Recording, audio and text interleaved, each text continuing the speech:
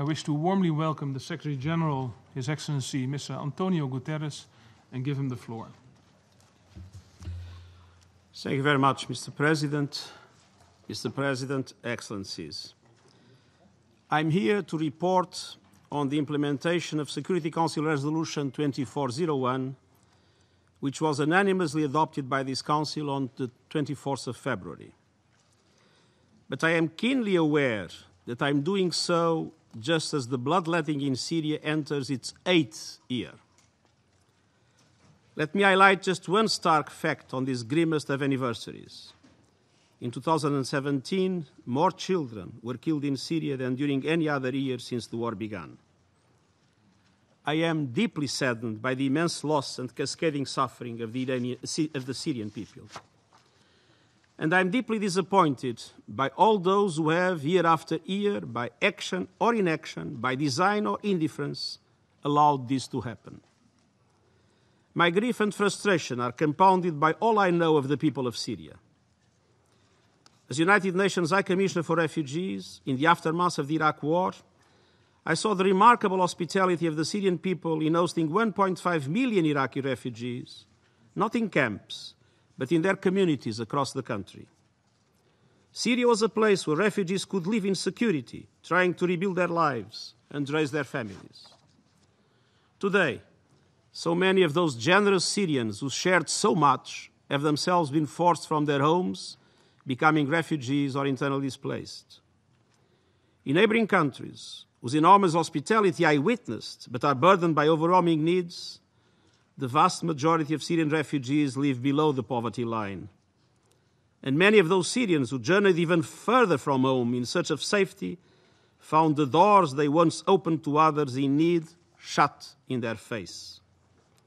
A country known for its ancient civilization and the people known for their richness of diversity have been betrayed, and Syria is bleeding inside and out. There should be only one agenda for all of us: to end the suffering of the Syrian people and find a political solution to the conflict. And this Council has a particular responsibility. Mr. President, let me now turn to the implementation of Resolution 2401 and the issue of compliance by all relevant parties in Syria. I do so with a caveat. The United Nations is following developments closely, but we cannot have the full picture due to a limited presence and restricted access on the ground.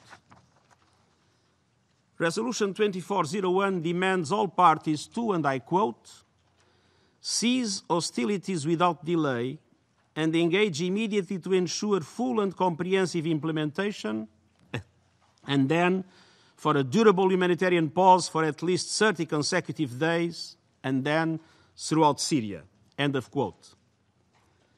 While still countering Daesh and other terrorist groups as designated by the Council.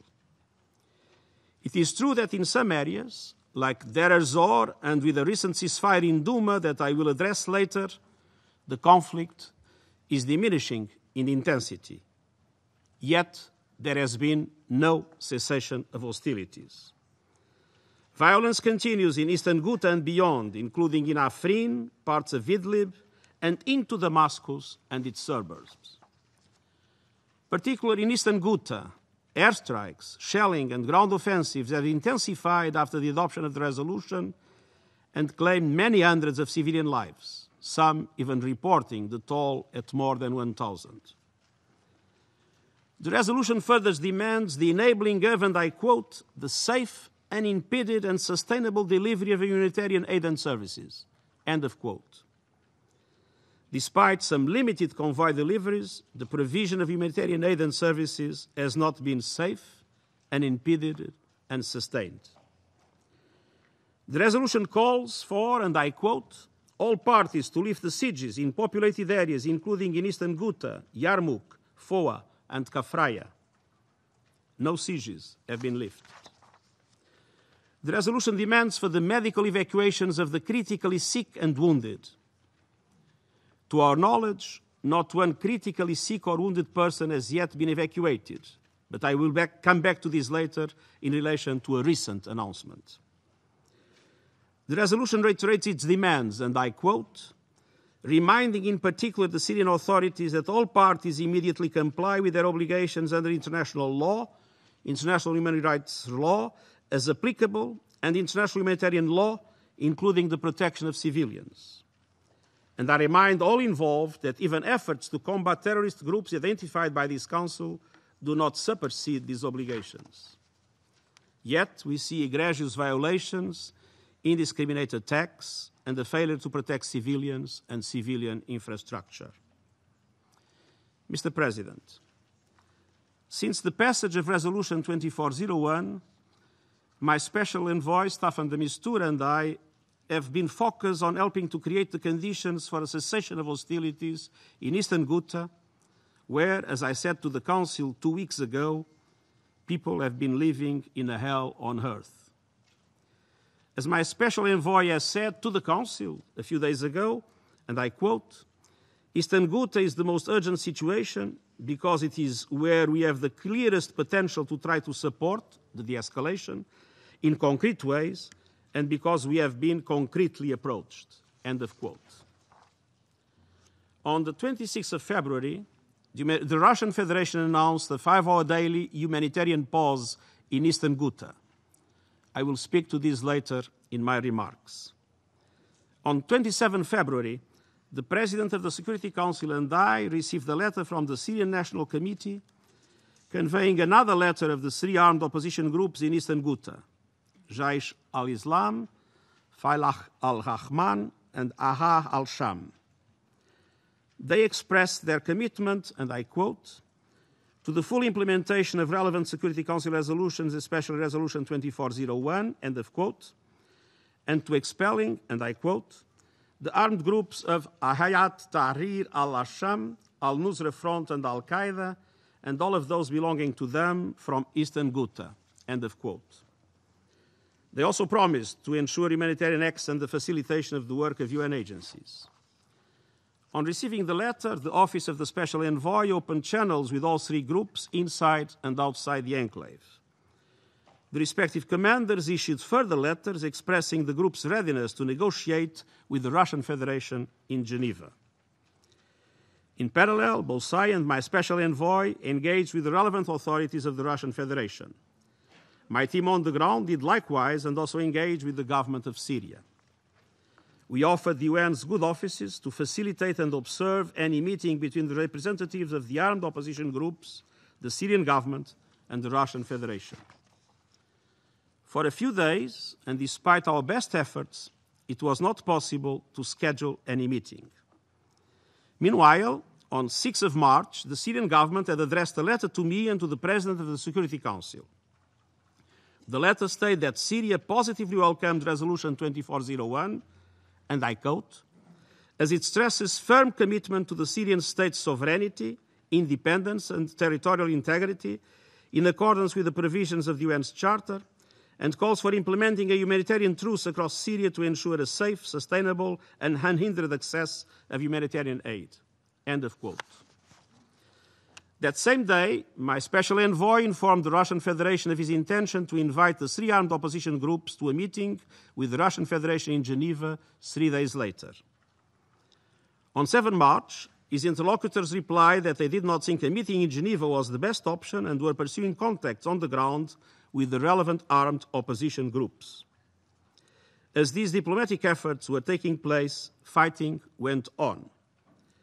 The Syrian government and its allies intensified their strikes and launched the ground offensive, progressively gaining control of parts of Eastern Ghouta from about 10% of the enclave on 3 March to more than 60% today. The offensive initially took place in less populated areas, steadily moving to urban centers and forcing large-scale displacement. In the follow-up of the efforts I have described, it was possible on 8 and 10 March to convene 2 meetings between Russian officials and Jaish al-Islam in the outskirts of Eastern Ghouta with the United Nations as an observer. In those meetings, progress was made in relation to the removal of a number of members of al-Nusra, as well as other aspects, including the potential for a ceasefire and improved humanitarian access. A first group of al-Nusra fighters and their families were since evacuated from Eastern Ghouta. In between, it has not been possible to facilitate contact between the Russian authorities and Failah al-Rahman. The group insisted the meeting take place in Geneva, and the Russian Federation that the meeting happen on the ground. On 10th of March, government forces intensified their offensive, capturing the city of Mizraba in a movement aiming at dividing the enclave into 3 separate areas. On the evening of the same day, the Russian Federation informed the United Nations that a unilateral ceasefire would take place at midnight in relation to Jaish al-Islam in Douma. It was agreed a meeting would occur on the 11th of March with UN facilitation. On that day, with the ceasefire between the government and Jaish al-Islam forces largely holding in Douma, the meeting took place, as well as a further meeting today. As I speak to you now, I have not yet received a full report on results of today's meeting, but I was informed as I was entering this room from our people in Damascus that there has been progress in relation to civilian evacuations and humanitarian aid. Furthermore, I took note of today's earlier statement issued by Jaish al-Islam, and I quote, "In the context of Security Council resolutions 2254 and 2401, an agreement was reached with the Russian side through the United Nations for a humanitarian medical evacuation of the wounded for treatment outside of Eastern Ghouta. We are also hearing reports of tentative initiatives, both by tribal leaders and the Russian Federation, for contact with other groups on the ground. I wish to underscore the urgency of seeing medical evacuation, civilian protection, and full, sustained and unimpeded humanitarian access as soon as possible. In between, attacks on other parts of Eastern Ghouta continued, with the enclave now split into 3 separate pockets. During this whole period, the shelling from Eastern Ghouta to Damascus was also ongoing, causing dozens of civilian deaths and injuries, with some reports putting it close to 100. My special envoy and I have remained appraised at each step of the diplomatic engagement, offering support and guidance to ensure implementation in letter and spirit of the resolution. In short, as my special envoy has said to this Council, we are leaving no stone unturned in trying to bring all major stakeholders to the table and contribute in a concrete fashion to find a sustainable solution for the implementation of Resolution 2401. Mr. President, as the situation continues to unfold, the Turkish offensive in Afrin, pursued with armed opposition group allies, intensified with airstrikes and ground advances against PYD-YPG fighters, themselves reinforced by elements coming from eastern Syria, where they were combating Daesh. Pro-Syrian government forces have also been deployed inside of Afrin city. The fighting resulted in significant civilian displacement, with reports of numerous casualties and damage to infrastructure. With the cooperation of Syrian armed opposition groups, Turkish forces established a so-called buffer zone inside Syrian territory, linking northern rural Aleppo and Idlib and surrounding Afrin from 3 sides. The offensive is now pushing ever closer towards the city with its large civilian population. Mr. President, allow me to turn now to our efforts to address the humanitarian crisis.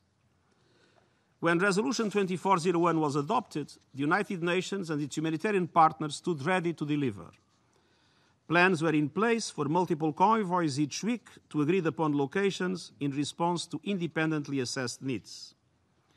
Unfortunately, actual delivery does not match our plan. But let me describe what it was possible to do in the past 2 weeks. On the 1st of March, humanitarian organizations delivered assistance for some 50,000 people in hard-to-reach areas of Afrin and Tel Rafat, north of Aleppo.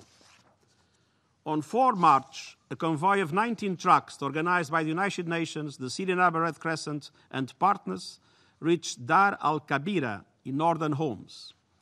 It provided assistance to 33,500 people of the requested 40,250. However, the government of Syria did not allow delivery of life-saving medicines such as insulin and key items including solar lamps, syringes, and pediatric scales. As I mentioned earlier, in Eastern Ghouta, the Russian Federation unilaterally announced a daily 5-hour humanitarian pause in the fighting, starting from 27 February, to prevent victims among the population and to let civilians leave the enclave. In reality, not many civilians left. On the one hand, sufficient protection standards were not in place for voluntary movement, and at the same time, others were prevented from leaving by armed groups. In this context, even the 5-hour window was insufficient to enable the safe, unimpeded, and sustained delivery of humanitarian aid and services. As demanded in the resolution, the United Nations sent on 5th of March an interagency convoy of 46 trucks to Duma in Eastern Ghouta with food for 27,500 people, along with health and nutrition supplies. Yet those 27,500 represented only a third of the requested beneficiaries, all in desperate need. And most of the health supplies were removed by the Syrian authorities, including basic medicines, dialysis treatments, and trauma and surgical materials, such as burn dressings and adrenaline, despite the provisions of paragraph 8 of Resolution 2401. According to the World Health Organization, only about 30% of medical supplies in the convoy were allowed to proceed. United Nations personnel from the Office for the Coordination of Humanitarian Affairs accompanied the convoy, were also denied access to Eastern Ghouta. Violence rendered this operation extremely perilous, despite prior assurance from the parties to the conflict. The insecurity forced the team to reluctantly halt unloading and return to Damascus with a large share of the food aid still on the tracks. On 9 of March, a convoy of 13 trucks reached Duma, delivering the remaining food assistance, which could not be offloaded 4 days earlier. Once again, shelling occurred nearby, despite assurances have been provided by all parties. In these difficult circumstances, I commend the valiant humanitarian workers risking their lives to provide assistance and protection to people in need. But we are obviously far from safe, unimpeded, and sustained delivery of humanitarian aid, as demanded in Resolution 2401, as well as other relevant Security Council resolutions. And so the humanitarian and human rights situation is becoming more desperate by the day. In Duma, relief workers who reached the city last week described conditions as shocking and overwhelming. People sheltering in overcrowded basements, access to food, water, and sanitation limited. And in relation to Duma, we have a convoy ready that I hope will be allowed to proceed in the coming days, especially after the results of today's meeting.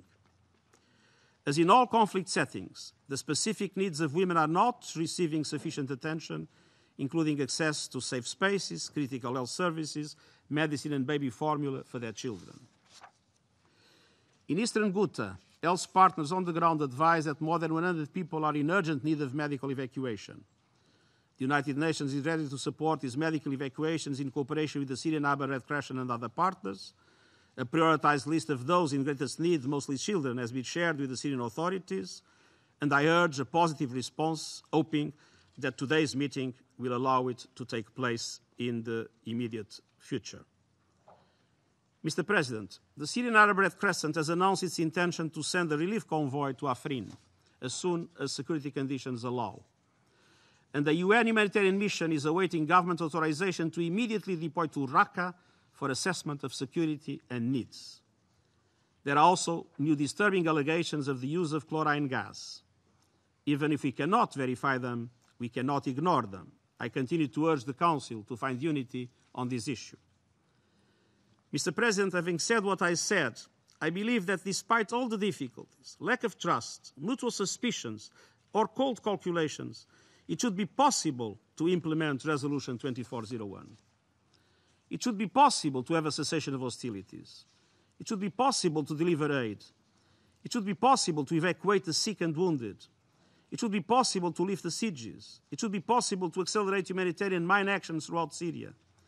It should also be possible to remove Security Council listed terrorist fighters from conflict zones without massive and indiscriminate attacks against civilians and civilian infrastructure.